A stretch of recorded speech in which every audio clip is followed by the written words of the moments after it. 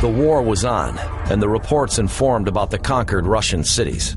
The Stalingrad catastrophe didn't happen yet, and Wehrmacht divisions were going to the east. The Germans still believed in their Führer and were waiting for victory. But the most shrewd German leaders knew for certain that the Third Reich was doomed. The calculation of forces of the countries at war didn't leave any doubt in the result of the war. In 1942, a huge-scale secret operation started, the preparation of the German defeat.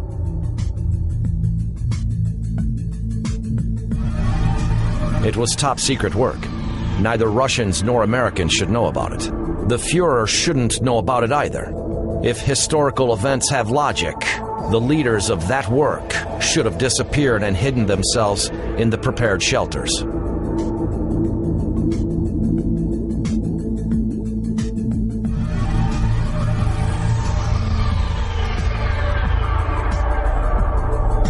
Those officials who really disappeared at the decisive moment were secret organizers of the Fourth Reich. History prompts us the names of the people who in 1945 managed to avoid a bullet.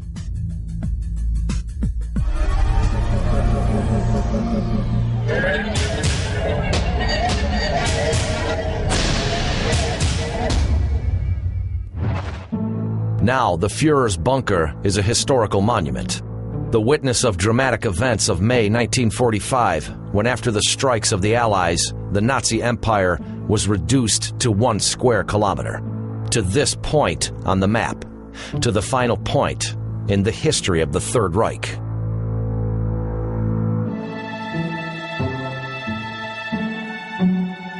Now, guides tell curious Germans and foreigners about the last sigh of the fascist monster, about the superhumans who were hiding from the revenge, about 60-year-old events.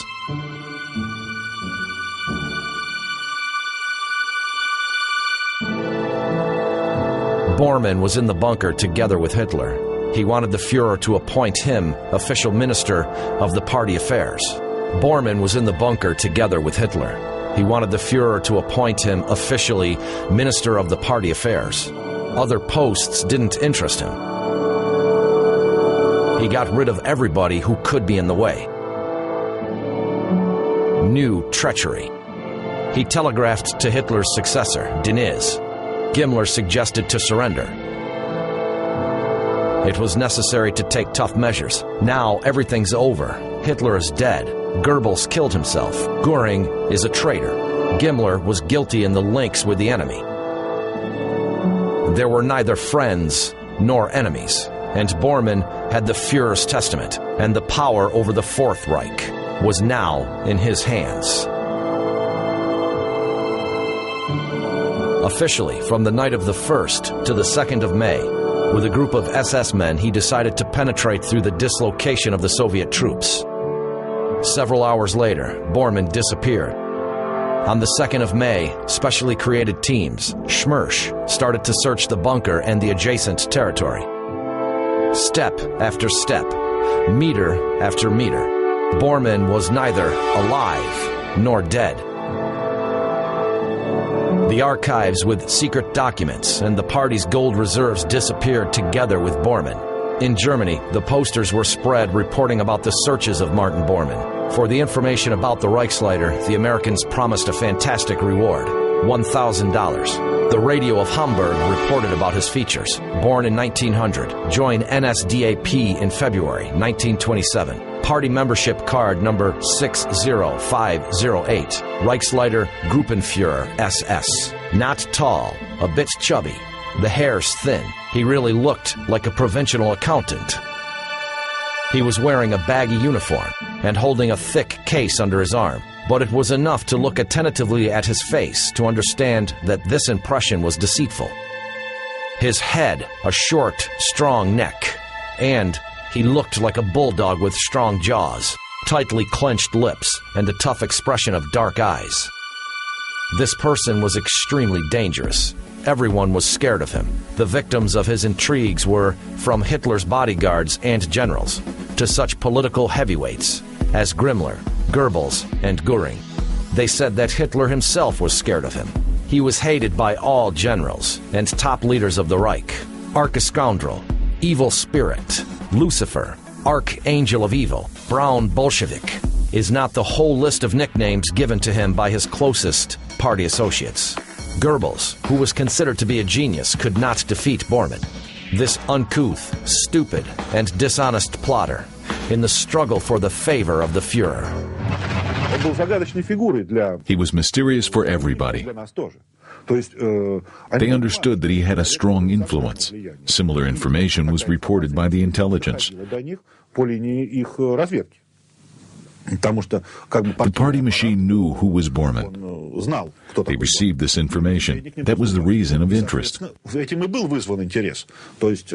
Mr. Bormann?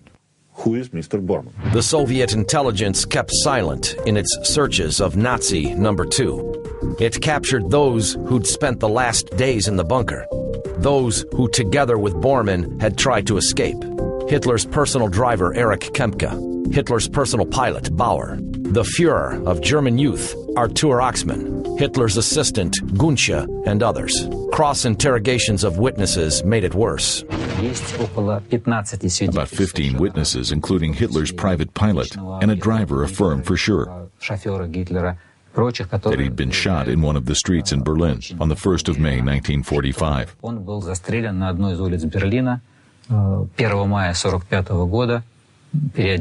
Dressed in the uniform of SS Major General, he was trying to get on the tank, which was supposed to take him away from Berlin. At that moment, he was shot by the Soviet soldier. There's no proofs of any version. According to some information, Bormann survived in that Berlin mincing machine. Cross-interrogation of top officials and intelligence data said the following. Top secret to Marshal of the USSR, I.V. Stalin. I report about the message of the head of the intelligence of the First Belarusian Front about the destiny of Hitler and other state and political officials of Germany, made up after the testimony of the captive German generals. According to the prisoner's testimony, Bormann escaped in order to hand the Führer's testament to Denise. Head of the Chief Intelligence Agency, General Kuznetsov. On May 10, Marshal Zhukov made an official statement. We don't know about the whereabouts of Führer's personal assistant, Bormann. The disappearance of Bormann worried Stalin and spoilt all his joy of the victory. At first sight, it doesn't matter if Germany is defeated and the red flag is fluttering over the Reichstag. Stalin realized that Bormann's disappearance is not occasional and will have dangerous consequences. Stalin knew about the attempts of Hitler's leaders to make a separate agreement with allies. The Führer hoped that Germany would be the arena of a new war. But now, between Russia and America, millions of German soldiers were still armed. Dozens of Wehrmacht divisions presented a force ready to carry out new orders. Will Bormann be the man who will give those orders? Will the Allies deal with him? Natalia Lebedeva, Doctor of History. We were scared that he'd be used in separate deals. We suspected the Allies that behind the USSR, they would make a separate peace. Stalin didn't trust the Allies. He realized the defeat of Germany made possible this strange union between Bolshevik Russia and capitalist America. The time of the new confrontation came. The Allies didn't trust Stalin either. Bormann's disappearance was also dangerous for them. They had their reasons to believe that Bormann had been captured by Russians. They suspected Bormann would become a key figure in the unification of Germany under the USSR flag. The calculations of American and British analysts showed that the Soviet army would need a week to reach La Manche, and with the help of defeated but strong Germany, will dictate their will to Europe. With his disappearance, Bormann became a trump in the dangerous game which had been started by the Allies. The Western Allies didn't start to disarm actively, German even after the capitulation. They lingered in disarming German armed forces. Armed units were simply standing in the camps and could be used at any moment. In that case, Bormann, Karl Denitz, and other leaders could hope that they'd be accepted as partners, but not as criminals. On July 17, 1945, the Soviet radio officially informed that Bormann was alive and had been with the Allies. The British headquarters, Montgomery, answered, "We don't have him." "We don't have him either," said the Americans. Thousands of people started to look for the disappeared Nazi. He was looked for in all parts of Germany, and also in Italy, Austria, Spain, and Denmark. In Moscow, London, and Washington, they took from the intelligence archives folders with Martin Bormann's dossier. His biography, the events of his life, should give an answer where he was going and what his purposes were. He was called Führer's Shadow. There was neither Führer nor the Reich, but the shadow stayed. Anyone who could know something about Bormann was immediately cross-interrogated. This person was one of the first who'd given evidence. He was not a tyrant. He tried to be a good father. When the war started, he seldom came home. In his house, Nober-Salzburg, father kept in his study Kant's saying, his famous categorical imperative, live in such a way that your behavior could serve a moral law for everybody.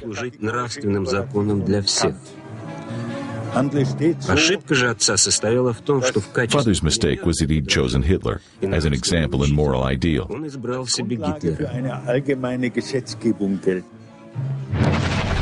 From the correspondence of Martin Bormann to Gerda Bormann, 4/04/1944.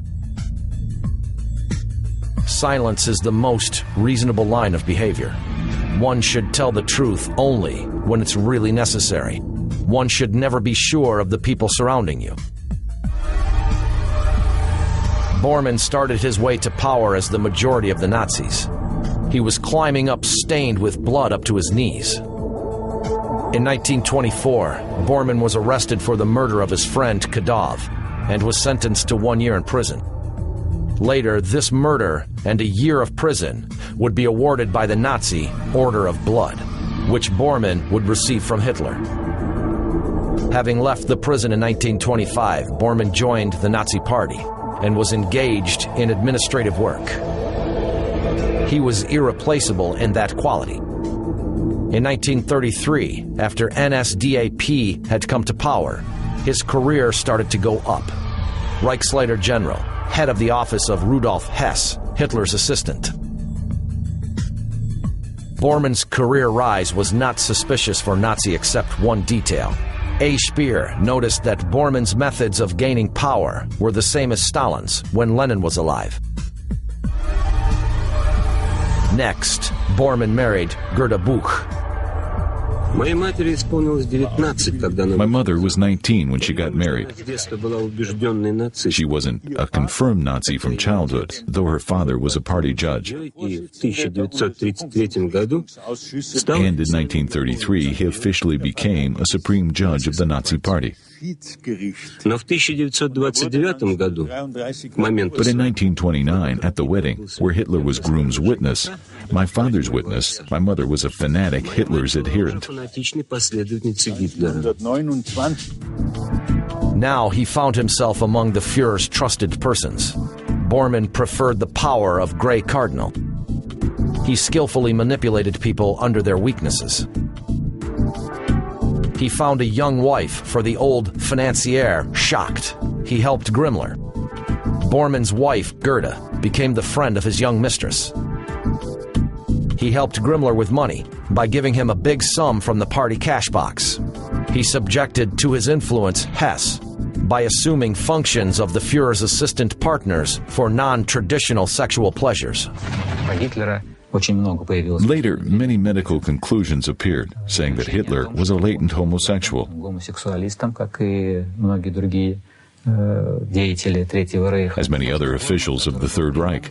The fact that Bormann was with him and, as we say now, positioned himself as macho and male.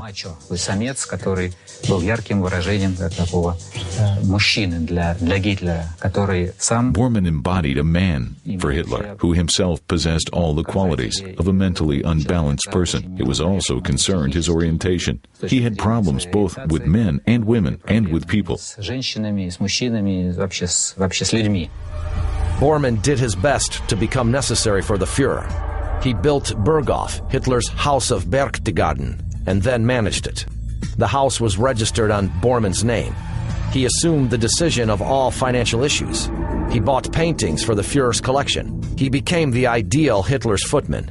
He became the chief's main assistant because he was his assistant in personal life. Nazi leaders were ready for everything to get to power. But neither Göring nor Goebbels, Himmler, and Ribbentrop could personally serve the chief. Bormann could. He commanded Hitler's doctors, drivers, and valets. In reality, he was a caring spouse, but not Eva Braun. He knew how at nights the Führer woke up shouting. He saw a person with flabby muscles and such a hollow chest that he had to put pads under his suit. Very few people could speak to Hitler in Bormann's absence. Everyone went to ask him for favors. All the Reich leaders. Not a single decision was possible without Bormann's oral or written sanction. It was really so. He was a devoted dog who followed Hitler, guessed his wishes, interpreted his dreams, smoothed over his weak days and softly directed lunch conversations, which sooner or later led some guests to the grave, or to the sudden promotion. He made up daily schedules for Hitler. He decided whom the chief would receive. He was in charge of everything, from guarding Hitler up to making up a menu. He quickly translated into the language of orders the Führer's words and directives. Hermann Grammel, professor of the Institute of Modern History, Munich, the expert on the history of the Third Reich, says that compared to his predecessor Hess, Bormann was obsessed by the thirst for power. When Bormann came, everything changed. Everything depended personally on him. Bormann controlled Hitler. From Bormann's correspondence. Martin Bormann to Goethe, 12/12/1943. It's not good that wins a victory, but a strong one defeats a weak one. That's why we should raise in our people firmness and harden their characters. The elite of the Third Reich didn't like Bormann. He was called a bumpkin, a swine in the potato field. The killing characteristics of Bormann was given by his sworn enemy, Hermann Göring. Small secretary, big plotter, and dirty swine. Bormann spat on the people's opinion. Hitler liked and trusted him.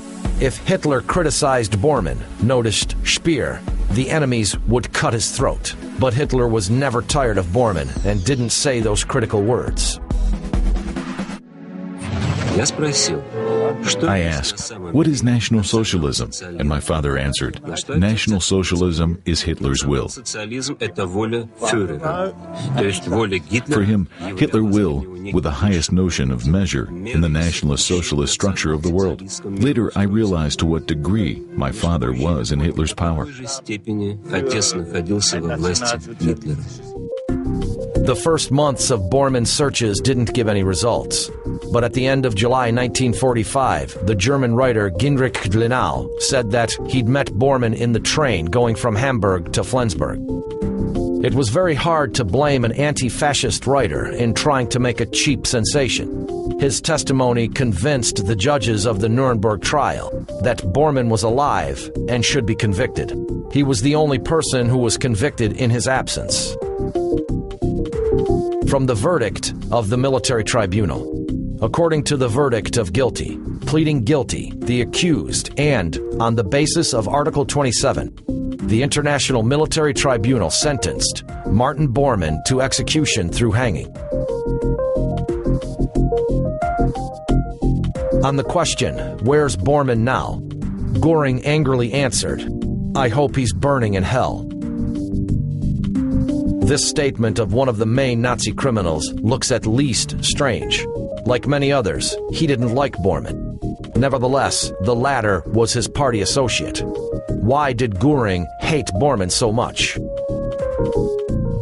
The judges didn't share Göring's hope. They were sure that Bormann was nearby and was attentively watching the trial. So the tribunal announced the searches of Bormann.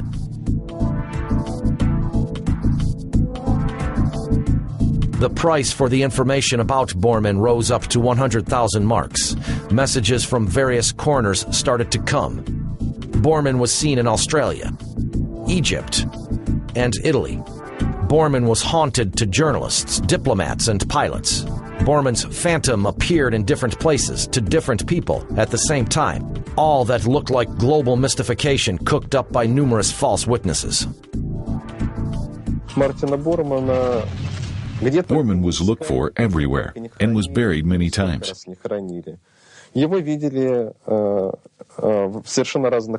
He was absolutely in different countries, under absolutely different names: Manfredo Berg, Cortegal, Van Clauten, Jose Acero, Luigi Bonlilio, Elazar Goldstein, Josef Jane, Martino Pornajon. Those are his so-called names. He was seen in Italy, even in a concrete place, in St. Antonio Templar's Monastery, Argentina, Chile, a Roman Catholic priest in Poland. He was seen in Spain and Paraguay. The years of his death: Italy 1952, Paraguay 1959, USSR 1973, Argentina 1975, Great Britain 1989.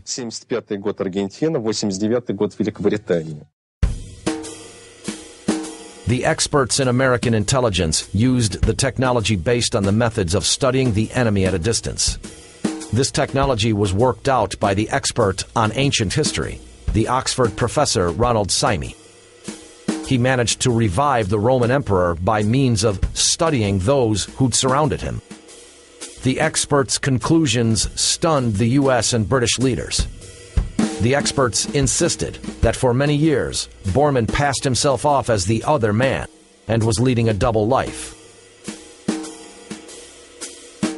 During the war, the U.S. Strategical Service managed to intercept radio telegrams, which Moscow exchanged with its agents in Switzerland and in Germany. Their deciphering took years, but the results justified all the efforts. Moscow was receiving operative, secret, and important information from the very heart of fascist Germany.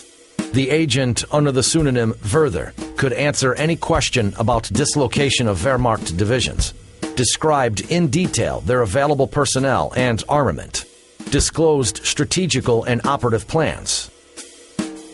The American experts were especially shocked by the detailed descriptions of meetings in the Führer's narrow circle. Thus, on the 12th of September 1942, Paulus came to the headquarters of Vinica to see the plan of attacking Stalingrad. A day later, a shorthand report of the meeting was in Moscow. The Americans appreciated the significance of this data for the counterattack in Stalingrad.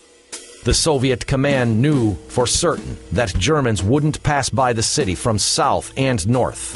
Hitler demanded to conquer Stalingrad by all means.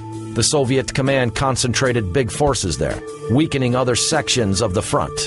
General Kleist, who was to head the offensive in Caucasus, said that Stalingrad was only a dot on the map, not far from my tank army.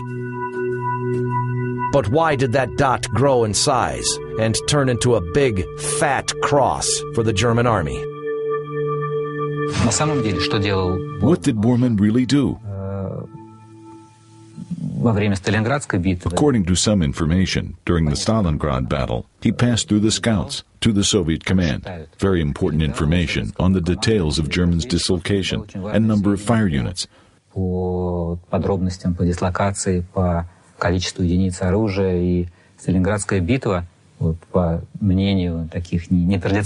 And according to the opinion of such non-traditional historians, it accelerated the victory of the USSR, thanks to some very detailed information from the very top officials of the Reich.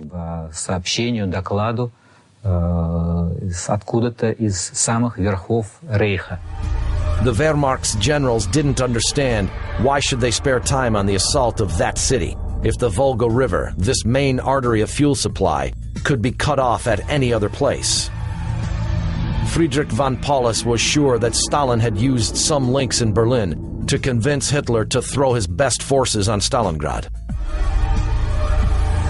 General Guderian noticed that the Führer was leading an intuition war. But how were Hitler's intuitive decisions born? Who prompted them to the German chief? On July 3, 1942, Hitler told German Halder, "The enemy has known our plans since the moment of their confirmation."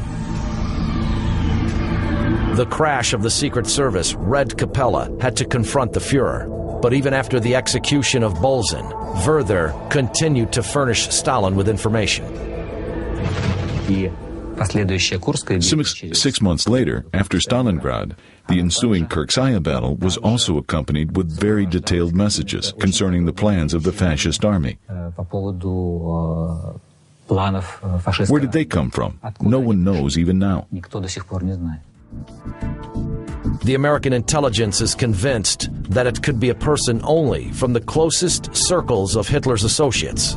He was in the course of all the affairs, in the highest command of the Reich. He informed Moscow about the exact time of Hitler's appearance at the meeting, leaving it, and about the talks which had taken place in his absence. The agent informed Moscow not only about the Reich's secrets, but also interpreted them. Further to the center, the state of Manstein's group on September 15th can be regarded as defeated. For the period from August 15th, it lost half of its arms and 40% of personnel, which made up to 250,000 men. Himmler, Goebbels, Göring, Bormann, Keitel, Manstein, Guderian. Who could be Werther? The American Secret Service experts racked their brains over this puzzle. Some of the top-rank Nazis were excluded because they were not allowed to take decisions. Others couldn't know all information. When the work of Werther's identification was over, only one name remained in the list: Bormann. Bormann is the embodiment of enigma in the history of the Second World War, which up to now gives us puzzles, and in which the last dot is not put.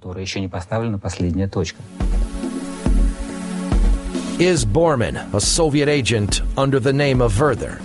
Everything was not so simple. Even few people in the CIA agreed with this version. Americans disposed of other, also very convincing facts and evidences. But they could be interpreted differently. It was only clear that Hitler discussed only with Bormann the possibility of Germany's defeat. He trusted only him to save the plundered goods. In 1946, in the report of the U.S. Treasury, Bormann was called the main organizer of displacement of the Reich's values to the safe places outside Germany. It was Bormann who, with the Führer's blessing, started to create the future Fourth Reich, right after Germany's defeat in Stalingrad. In 1943, he convened several times the secret meetings of industrialists who had helped Hitler to come to power. He suggested to hide gold and jewelry in the Alps. They transferred to South America gold worth $500 million. No one knows how much was buried in the Alps. Yelena Sianova, writer. Different gigantic figures are named. This figure clearly shows the degree of plundering in Europe. In addition to gold and platinum, there were also works of art. They should be there up to now. At least Americans speak straightly about it.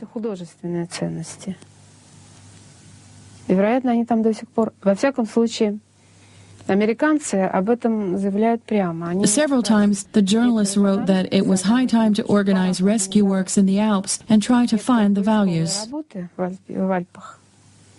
и все-таки попробовать найти это. Bormann took very seriously this Hitler's task. It put him into the unique position. If for all Nazis the defeat meant death, for him it meant the very beginning.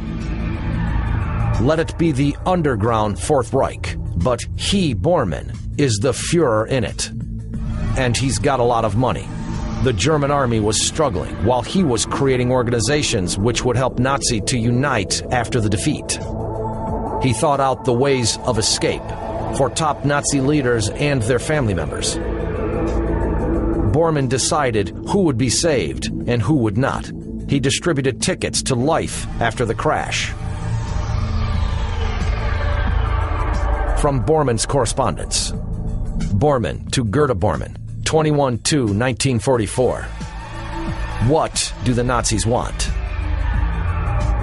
We want to adapt our people to the laws of nature, to teach them to fight for their existence. Any person, animal, or plant should fight for its existence. It also refers to the whole nation. The successors of this SS Brotherhood, those so-called Deutsche Gamache, which also had a subsidiary, the Spider. It's a spider because all that web, all those spider legs, were scattered all over the world. All subsidiaries of big banks in Switzerland and in Central America had huge accounts belonging to fascist leaders. In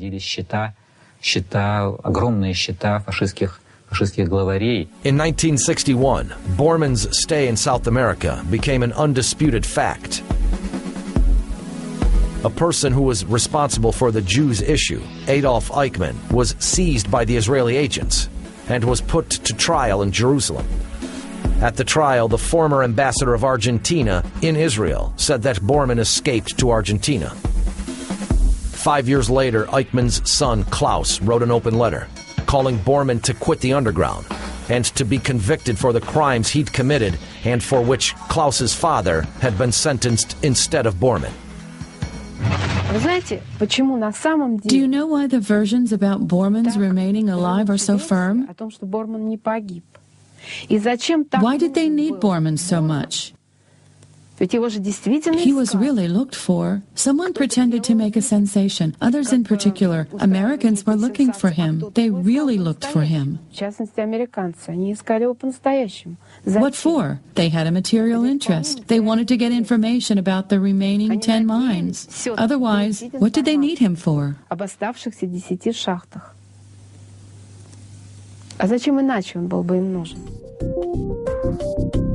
The Nazis of the Third Reich who had remained alive were getting more sincere. In 1953, British Secret Services arrested Werner Neumann, State Secretary of Goebbels' Ministry of Propaganda.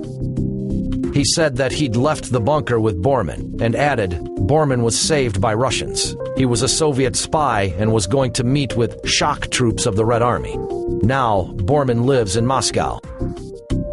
The German historian Wilhelm von Schramm affirmed that Adwehr was intercepting Bormann's messages sent to Moscow. Field Marshal von Paulus was sure that it was Bormann who'd been informing Moscow. During all the war, Albert Speer, who during the war headed the German industry, stated at the Nuremberg trial that Bormann's influence was a national calamity. Others used a more decisive language. Bormann was a real mole, a double agent of the highest level. Gottlieb Berger, SS general and head of Himmler's staff, had no doubts that Bormann had been Stalin's agent. Digging in Bormann's military past, the American experts found curious details. In 1942, he introduced into Hitler's headquarters his own spies. Keppen and Heim, who were constantly with the Führer, were ordered to put down secretly Hitler's every word, all his talks and ideas on the concrete military themes. Soon, Bormann went further. He convinced Hitler that stenographers must be present at all meetings. Thus, Bormann confirmed that after the Führer's death, the historians will get the exact list of his glorious deeds. Otherwise, the generals would appropriate this honor, which must belong only to the Führer. Bormann directed the deciphering of shorthand reports. The introduction of stenographers coincided with the requests to Werther of Soviet Secret Service to inform it about the preparation of the Germans for the Stalingrad battle. All Hitler's stenographers were Bormann's employees, whom he personally instructed and whom he checked up. He was constantly reading their reports and rewrote them in his diaries. He took notes on cardboard plates, which were rather thick. The witnesses who were in the Reich office during the last days,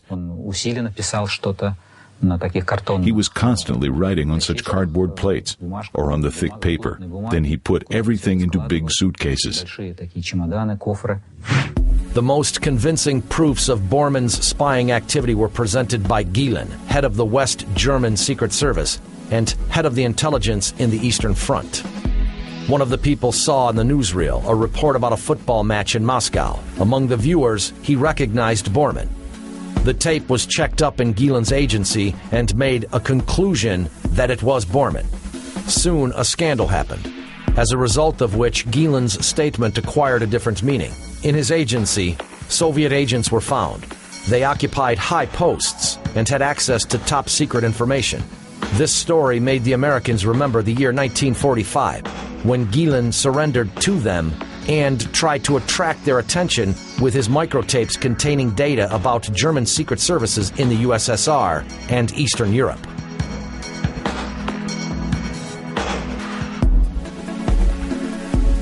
The former head of intelligence, Gehlen, did a correct move. He'd hidden drawers with priceless documents. But this operation was directed by Bormann. And if he were a Soviet spy, Russians possessed all the copies of Gehlen's papers. The crash of Gehlen's operation was shattering, but it helped the Americans to guess a puzzle. They found the unique decision reconciling two contradictory versions. Bormann created the underground Nazi empire under the control of the Soviet and in its interests.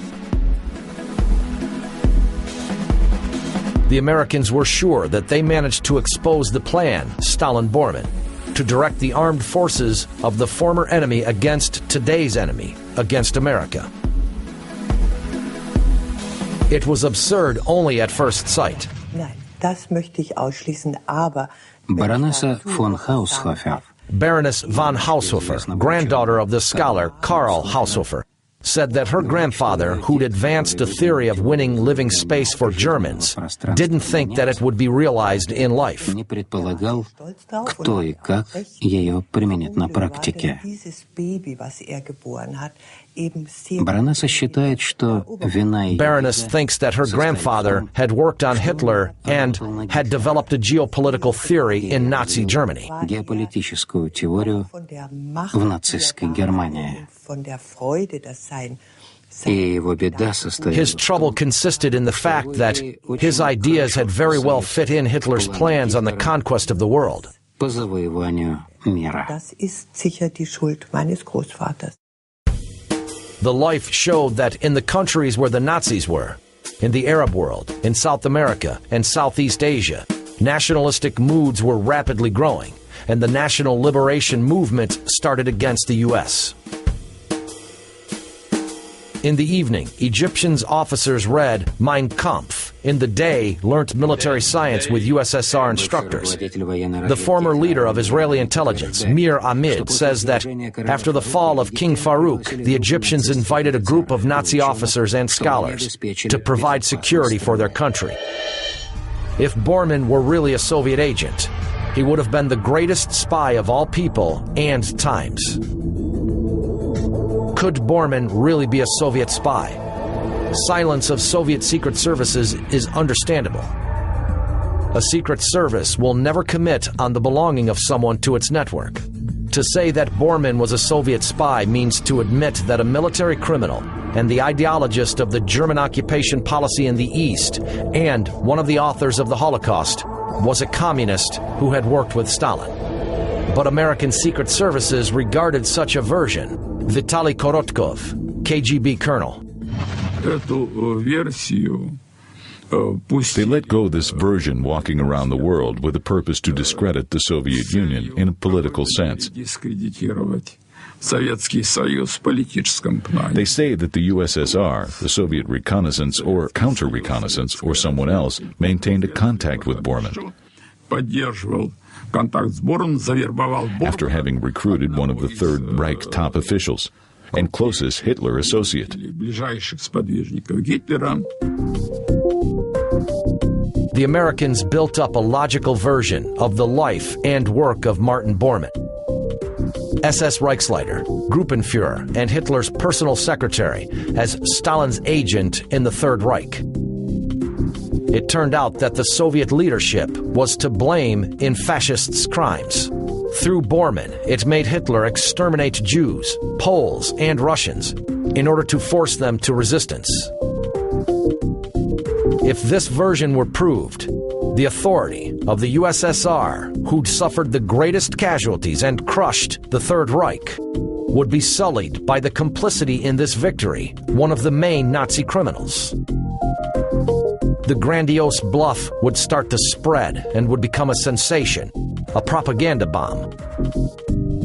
In December 1972, the event happened which should have put an end to the story.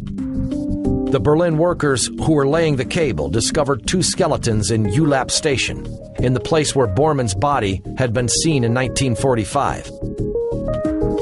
Forensic expertise identified one of the skeletons as the one belonging to Bormann. The reason of death? A suicide. Bormann took strong poison on May 2, 1945. Frankfurt's procurators' resolution on the criminal case against Bormann finally stopped searching for Martin Bormann. In 1998, on the request of Bormann's relatives, the DNA test was made which confirmed a 100% identity. At first sight, we could draw a line in the story. The genetic expertise proved that those were Bormann's remains.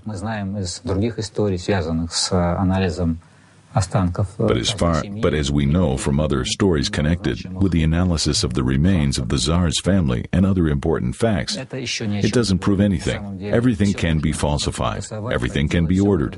It's like the story with Hitler's skull, which at first sight is rather logical and fits in the conception. Nothing of the kind. Everything is problematic.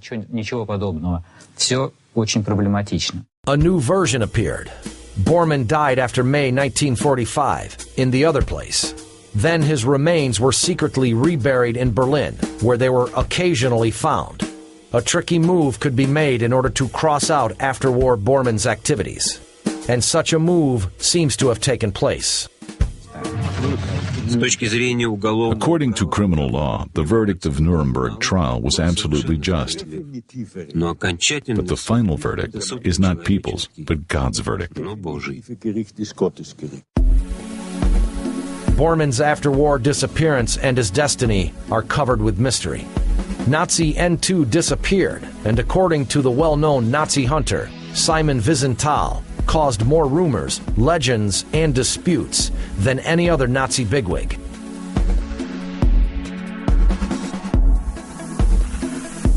In August 2000, his remnants were anonymously cremated, and his ashes were dispersed over the Baltic Sea.